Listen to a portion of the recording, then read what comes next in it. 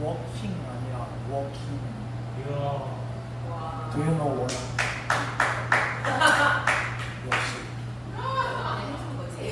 역시 제 반이었었던 애들은 뭐가 달라졌어요. 제 반을 거쳐가면 무언가 달라져. 근데 그게 꼭 긍정적이지는 않지만 여튼 뭔 달라져. 아 쟤는 김학준의 손을 좀 탔겠구나. 아, 이런 게 느껴져요. 주님께 죄송할 때도 가끔 있어요. 이번 주에 인스타그램을 보는데 아빠랑 걸으면서 신나하는 한 친구를 보았습니다. 주인공 아직 안 밝혀졌습니다. 조용해서. 엄청나게 신나서 막 브이로그 날리는 모습을 보니까 보고 있는데 같이 조금 웃음이 났습니다. 왜 아는 것처럼 그렇게 웃으시죠?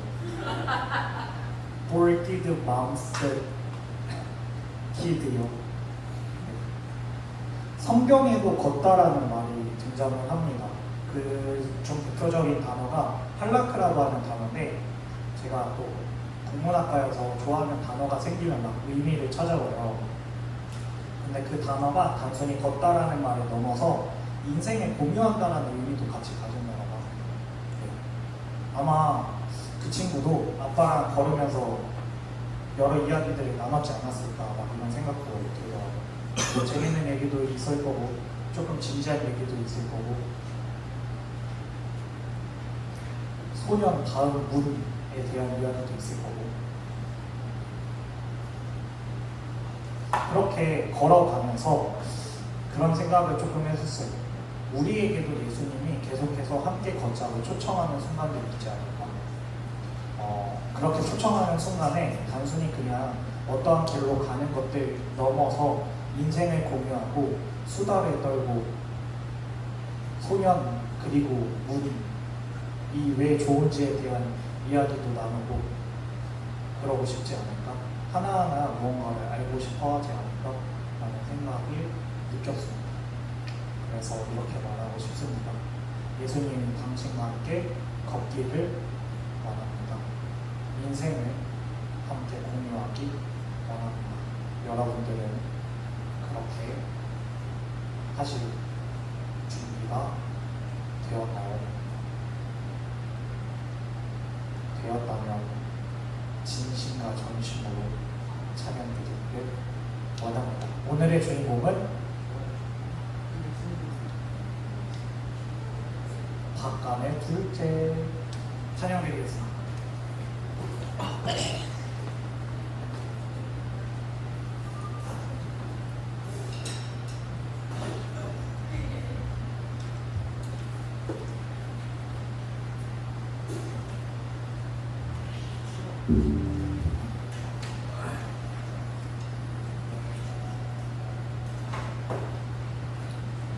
먼저 찬양드리겠습니다.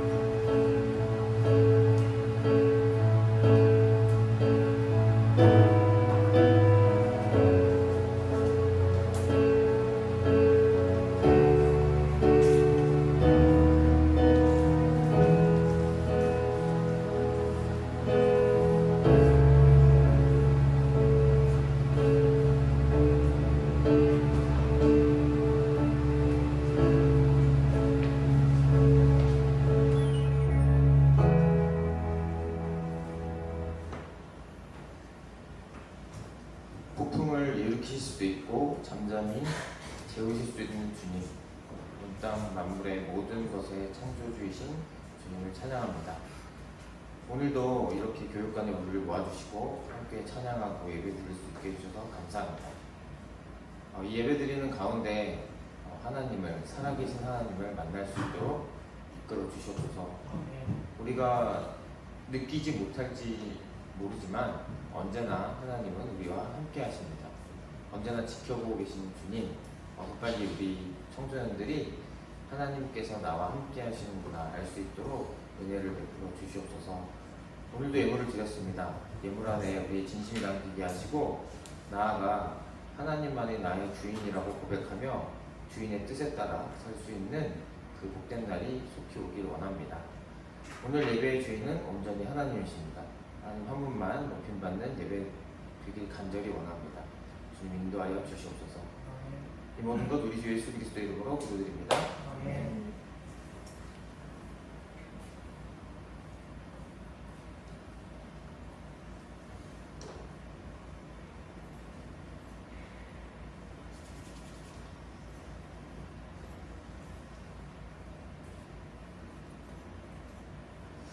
네, 반갑습니다, 여러분. 어느덧 9월 중순이네요. 지금 중간고사가 9월 말 10월 초에 전부 다 보게 돼 있죠. 그렇죠. 추석 연휴 전에는 중간고사가 끝나게 돼 있나요? 아니면은 그 뒤에도 중간고사 보는 친구 혹시? 아, 그래요? 좋겠다. 아, 그런데 연휴 때도 그럼 좀 준비를 해야겠네요. 되게. 그렇군요. 여러 상황. 알겠습니다. 그러면 오늘은 우리 고린도전서 6장 19절에서 20절 함께 읽고 말씀 나누도록 하겠습니다. 함께 읽겠습니다. 시작! 여러분의 몸은 여러분 안에 계신 성령의 성전이라는 것을 알지 못합니다. 여러분은 성령을 하나님으로부터 받아서 모시고 있습니다. 여러분은 여러분 자신의 것이 아닙니다. 여러분은 하나님께서 밥을 주시고 사드리는 사람입니다. 그러므로 여러분의 몸으로 하나님을 영화롭게 하십시오. 아멘. 오늘은 그리스도인과 술이라는 주제로 한번 말씀을 나누고자 합니다. 우리 계속해서 기독교 세계관에 대해서 올해는 보고 있는데요. 오늘 게시판을 확인했는데 별다른 질문 없었습니다. 네, 질문 있으시면 이용해 주시고요. 세계관은 계속해서 반복하고 있지만 세상을 바라보는 안경이고 안경알 색깔에 따라서 같은 사물을 봐도 다른 색깔로 보이고 다른 해석을 낳게 되기 때문에 우리가 올해 이런 시간을 하고 있습니다. 그래서 오늘은 술이라는 주제 생각하면서 혹시 술하면 어떤 생각이나 느낌이 떠오르나요? 우리 재상이 한번 얘기해 볼까요?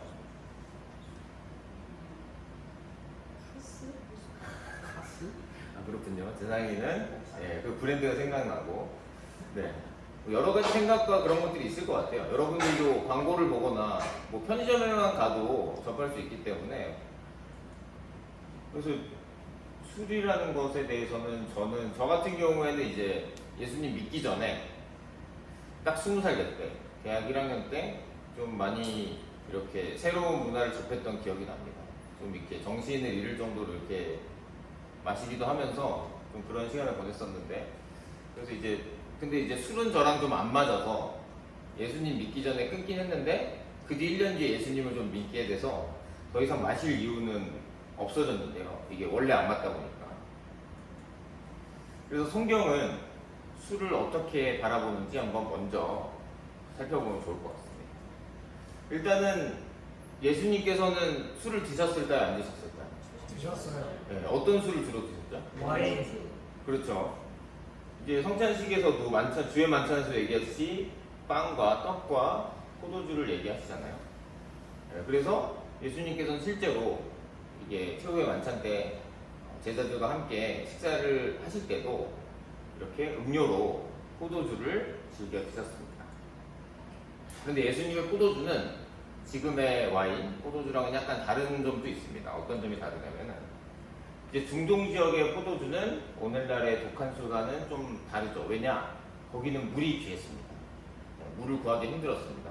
그래서 포도 발효액에 물을 많이 섞여서 알코올 도수가 낮았습니다. 왜냐면은 물처럼 마셔야 되니까 도수가 높으면 취하잖아요. 그래서 주로 영양 공급과 위생 때문에 물이 별로 없기 때문에, 물을 구하기 힘들기 때문에. 우리나라도 물 부족가라고 얘기할 때도 있는데 우리나라보다 훨씬 더 심하죠. 그렇기 때문에. 그렇다면은 뭐가 문제냐? 술 취함이 핵심입니다. 성경에서는 이렇게 완전히 술에 취해서 뻗어버리는 이런 것들에 대해서 경계하는 말이 몇 군데 있습니다. 특히 에베소서 5장 18절인데요. 함께 읽어보겠습니다. 시작. 술에 취하지 마십시오. 거기에는 방탕이 따릅니다. 성령의 충만함을 받으십시오. 정확히 얘기하고 있습니다. 바울 사도가 술에 취하지 마십시오. 거기에는 방탕이 따릅니다. 성령의 충만함을 받으십시오. 그래서 이제 술 자체는 좀 중립적인 편인데 취하는 것은 좀 이용하는 것도 가능하지만 취하는 것에 대해서는 확실히 경계하고 있습니다. 왜냐하면 술에 취해서는 하나님의 뜻에 따라서 산다는 것이 좀 많이 어려울 수 있어요. 여러분들은 좀 경험이 없겠지만 술에 취하게 되면은 내 몸을 내 몸처럼 가누기가 힘들어지고 또 그리고 내가 평소에 억제해왔던 생각들 이런 말이나 이런 것들을 조심스럽게 하잖아요, 사람들이. 그런데 술을 먹게 되면 좀 거침없이 나가는 것도 있거든요. 그래서 내가 실수를 하게 된다거나 이런 것들이 있기 때문에 그런 것들이 있다면 사람들에게 상처를 주게 되고 오해를 불러일으키고 이럴 수가 있기 때문에 공동체에서 함께하기 좀 어려운 부분이 있거든요. 그래서 술에 취하는 것에 대해서는 확실하게 금지하고 있습니다. 경계를 해라. 그리고 또 오늘 읽었던 본문처럼 이런 원리도 있는데요. 예수님을 믿은 그리스도인들의 몸은 여러분 안에 계신 성령의 성전이라는 것을 알지 못합니까? 예수님 믿게 되면은 성령님이 바로 우리 안에 오시거든요. 성령님은 하나님이시죠. 네, 하나님이 우리 안에 계시기 때문에 하나님이 계시는 곳은 성전입니다. 그래서 구약 성경에서 물리적인 성전이 있었잖아요. 뭐 부서져 버리고 다시 재건하기도 했었지만 이제 신약 시대 예수님 오신 이후로는 예수님 믿게 되면 우리 안에 하나님이 직접 거하시기 때문에 우리가 성전입니다. 우리 교회, 우리 믿는 사람들이 성전이죠. 그래서 그리고 또 여러분은 여러분의 자신의 것이 아니다. 내가 내 것이 아니다. 받아들이기 힘든 얘기인데 왜냐하면 하나님께서 값을 치르시고 사드렸기 때문에 그걸 믿는 거죠. 하나님께서 값을 치르고 나를 샀기 때문에 내 죄와 이런 것들이 다 사라지고 하나님의 자녀가 됐다는 걸 믿는 거기 때문에 이제는 내가 내 것이 아니다. 그러니까 내 몸으로 하나님을 영화롭게 하나님께 영광을 돌리는 하나님이 정말 위대한 분이구나. 저 사람 저렇게 살고 저렇게 말하고 행동하는 걸 보니까 정말 하나님이 살아계시는구나. 이런 게 영광 돌리는 거죠. 그렇게 살라고 얘기를 하는 겁니다. 자, 그러면 다른 나라를 좀 살펴보아야 될 것 같습니다. 술에 대해서 다른 개신교가 발달한 나라 중에 다른 나라들은 어떻게 술에 대해서 보고 있는지도 살펴보는 게 좋을 것 같아요. 그래서 일단은 유럽에 개신교가 있죠. 유럽에도 개신교가 있기 때문에 유럽에서 이제 이거는 아까 얘기했던 포도주고 이것은 맥주인데 유럽에서는 이제 종교 개혁자인 루터, 마틴 루터 우리 봤었죠. 그리고 깔뱅도 술을 마셨습니다. 물론 취하게 마시진 않았겠죠. 하지만 술을 마셨어요. 그쪽의 문화기 때문에. 유럽에서 술을 마시면서 식사를 하는 것이 자연스러운 문화죠. 뭐 포도주든 아니면 맥주든 이런 문화가 있기 때문에 실제로도 즐겼다고 하고, 그리고 독일 루터교에서는 맥주가 일상적인 음료라고 합니다. 그러니까 완전히 생활에 녹아져 있는 거예요. 그렇지만 취하는 것은 여기서도 엄격히 절제를 하기를 원하는 거고, 그래서 우리나라에 있는 이제 카톨릭 성당에서는 술을 못 마시게 하지 않습니다. 적당한 음주는 허용할 수 있습니다. 그렇지만 역시 취하게 마시는 건 곤란하겠죠. 성경에 분명히 이렇게 나와 있으니까. 그래서 유럽에서는 좀 이렇게 적당히 즐기는 것에 대해서는 크게 문제를 삼지 않는 것을 볼 수 있습니다. 취하지 않게 하는 것을 중요하게 여기죠. 자, 그러면 또 개신교가 발달한 나라 또 어디 있습니까? 미국이요. 네, 감사합니다. 그래서 미국에서는 그 통계를 보니 개신교인의 한 40% 정도는 음주를 한다고 합니다. 그래서 미국 개신교인들 중에서 또 루터교인들, 뭐 여러 인종의 국가에서 미국으로 건너갔기 때문에 루터교인들이 좀 술을 가장 마시는 것으로 조사가 됐다고 합니다. 자, 그래서 교파에 따라 차이는 있지만 완전한 금주는 상대적으로 적어요. 적은 수의 교파가 완전히 금주 절대 안 된다. 이거는 좀 의견이 상대적으로 영향력이 얕다. 자, 그러면 왜 한국만 유독 엄격할까라는 생각이 들잖아요. 왜냐면은 한국에서는 그리스도인이 술을 마신다라고 이렇게 공개적으로 얘기하기가 되게 조심스러워지죠. 여러 가지 이유로. 왜냐면은 술을 마시는 사람은 술 마시면서 교회 다녀? 이렇게 일반인들이 생각을 많이 하거든요. 어른들이. 그리고 만약에 이런 공개적인 자리나 어쨌든 목회자분이 이렇게 술을 마십니다. 저는 이렇게 얘기하는 걸 좀 본 적이 없거든요. 네, 그래서 완전히 그렇게 굳어져 있죠. 문화가. 그럼 왜 이렇게 됐냐? 우리는 일단은 처음에 조선의 선교사님들이 오셨을 때 우리 그 당시 조선은 과도한 음주 문화가 사회적인 문제였다고 합니다. 근데 이것도 하나의 관점이죠. 선교사님들이 물론 술을 많이 마시긴 했지만 선교사님들이 이것을 문제라고 정하고 복음 전파를 위해 술을 폐습으로 술을 먹지 않는 것으로 정했다고 합니다. 그렇게 해서 복음을 전했어요. 술을 먹지 않고 담배를 피지 않고 이런 것들을 정해서 선교를 했었어요. 그리고 일제강점기에 민족의식과 결합해서 금주운동이 일어났다고 합니다. 왜냐하면 일본에서 어쨌든 우리나라를 침략해가지고 잘 이렇게 쉽게 다스리려고 술을 많이 좀 권장하는 문화를 만들었다고 합니다. 왜냐면 사람들이 또렷한 정신으로 일본에 대한 생각을 하면은 사실 화가 나고 뭔가 행동하고 싶은 마음이 들 거 아니에요. 그런 것 때문에 좀 술을 많이 권해서 사람들이 그냥 술을 마시게 되면 어쨌든 그것에 좀 취하고 그냥 현실에 좀 안주하게 되는 그런 면들도 있다 보니까 많이 이렇게 권장을 했었다고 해요. 그래서 그것과 결합해서 또 개신교는 좀 반대하는 입장이 있다 보니까 결합해서 음주운동이 일어났다고 하고요.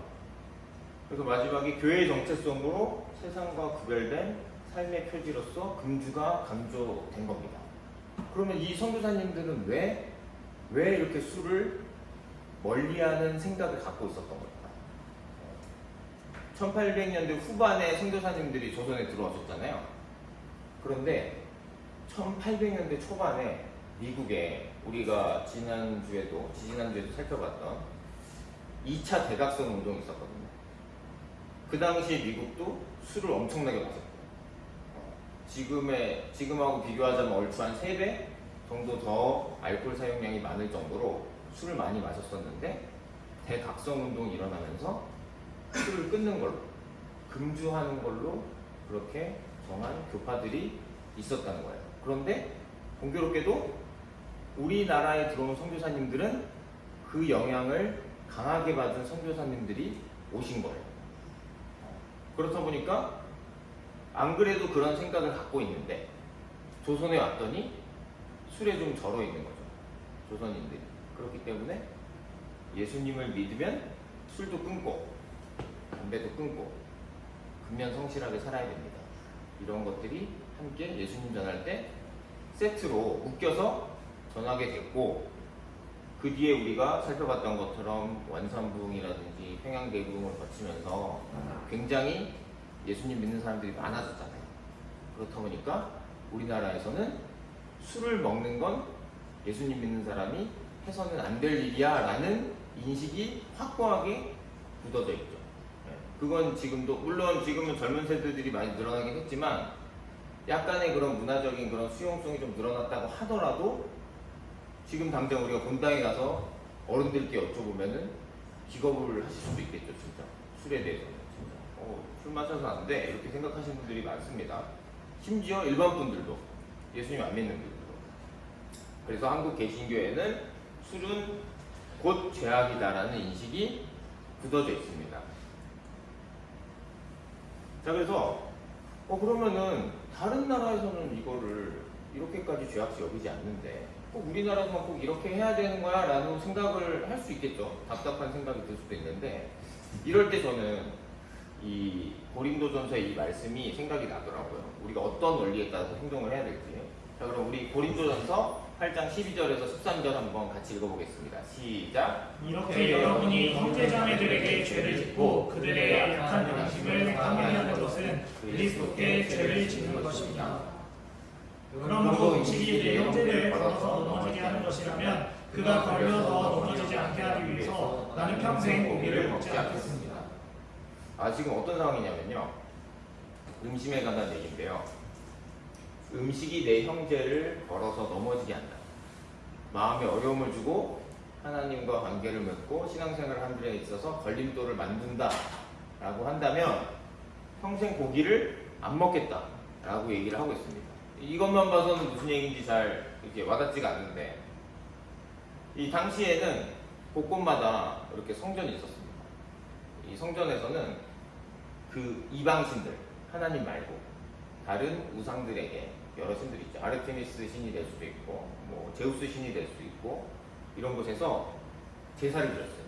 근데 제사에는 제물이 올라가죠. 고기가 올라가는데 이 이방신들에게 드렸던 고기는, 왜냐하면 고기가 그냥 먹는 경우도 있겠지만 주로 제사를 위해서 고기가 사용됐기 때문에 제사 때 올라간 고기는 가격이 더 저렴했어요.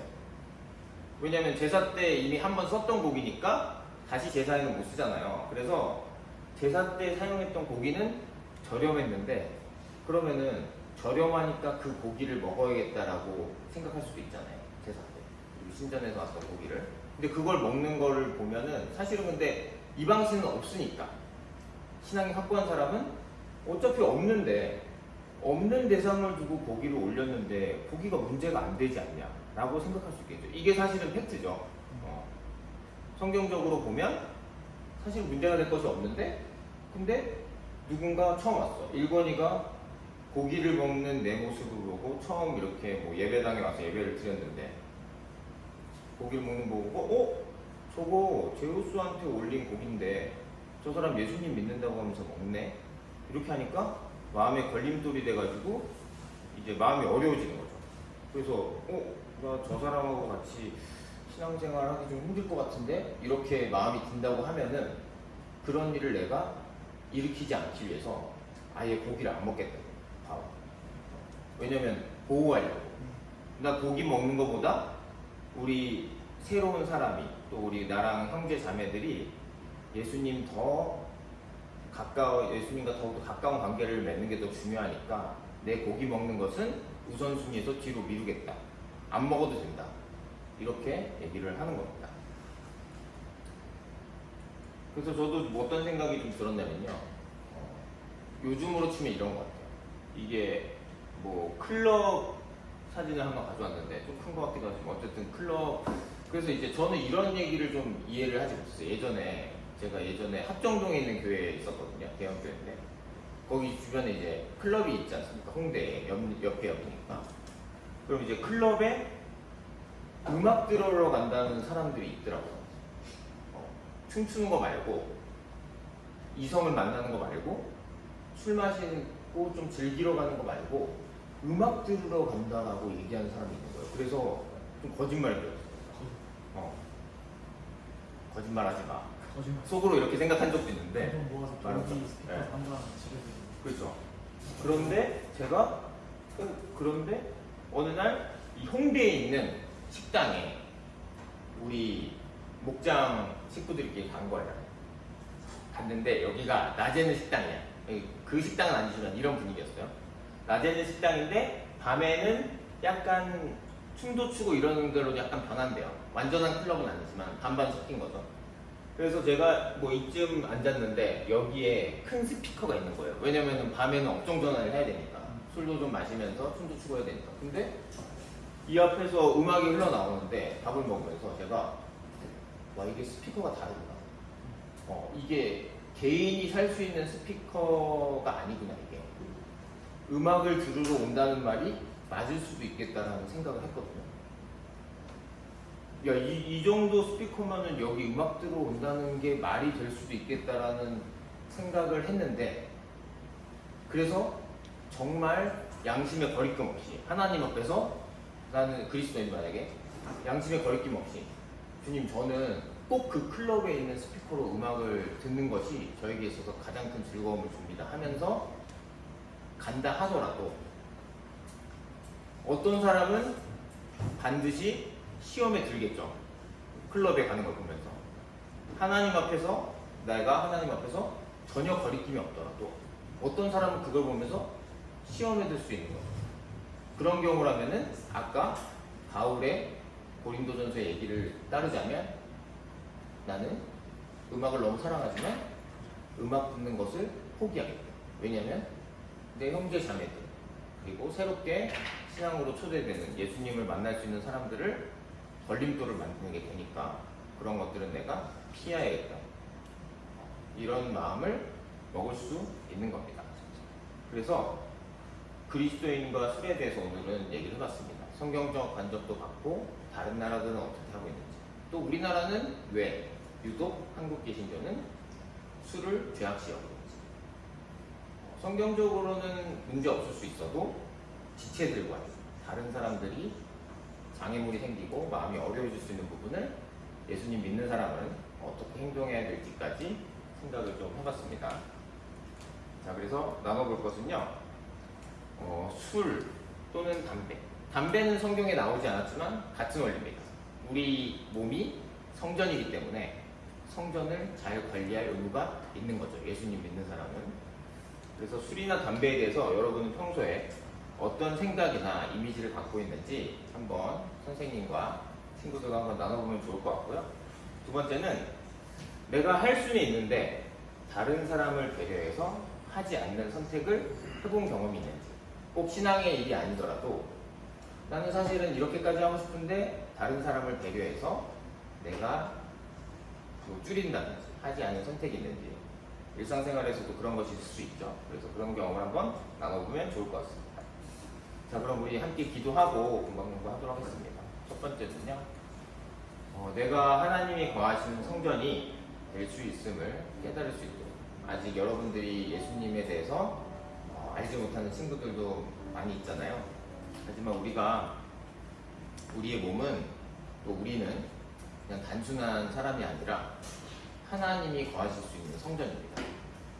여러분이 하나님이 누구신지 깨닫고, 또 그리고 하나님이 나에게 오셔서 함께 거하실 수 있는 그런 것을 깨닫게 된다면 자존감이라는 부분도 단번에 해결될 수 있습니다. 왜냐면은 하나님이 온 우주의 왕이시잖아요. 모든 걸 지으신 분이, 그 거룩하고 위대한 분이 내 안에 항상 와 계신다라는 것을 여러분이 느끼고 인지하고 믿을 수 있다면 나에 대한 불만, 자존감, 이 부분이 단번에 해결될 수 있습니다. 물론 그런 걸 해결하려고 예수님을 만나는 건 아니지만 그만큼 예수님이 존귀한 분이라는 얘기를 하는 거예요. 부수적으로 따라오는. 그래서 여러분이 진짜 하나님이 거하시는 성전이 될 수 있다는 것을 하나님께 깨닫게 해주시도록 기도해 보겠고요. 그리고 우리가 다른 사람을 배려하는 성숙한 믿음으로 자라날 수 있도록, 당장 아니더라도 반드시 이렇게 성숙한 믿음으로 자라날 수 있도록 함께 기도하고요. 마지막으로 우리가 삶의 모든 영역을 하나님께 영광 돌리는 복된 삶 살 수 있도록, 또 하나님께서 그렇게 은혜 내려주실 수 있도록 함께 기도하겠습니다.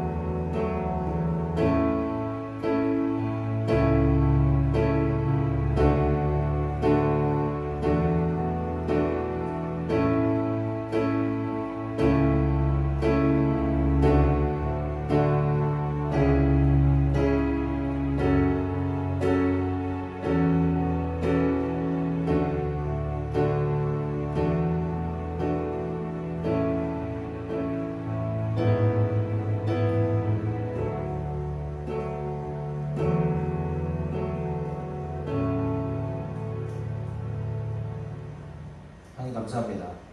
오늘 말씀을 통해서 우리가 하나님이 거하시는 성전이 될 수 있음을 알려주셔서 감사합니다.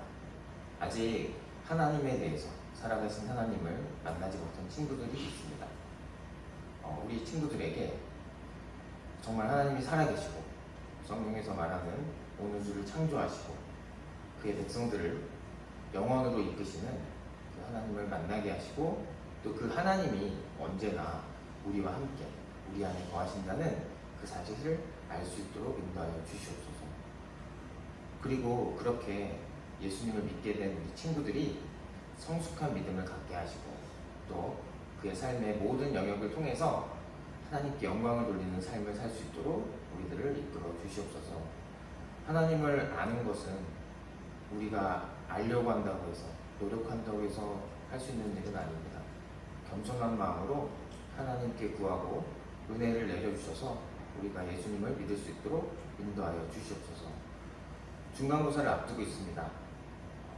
학업으로 인한 스트레스가 있을 때 이겨낼 수 있도록 용기와 체력을 주시고 그 힘든 과정을 치르는 이 학생들을 하나님께서 온전히 보살펴 주시옵소서. 이 모든 것 우리 주 예수 그리스도의 이름으로 기도드립니다. 아멘. 하나님께 영광의 박수 올리겠습니다.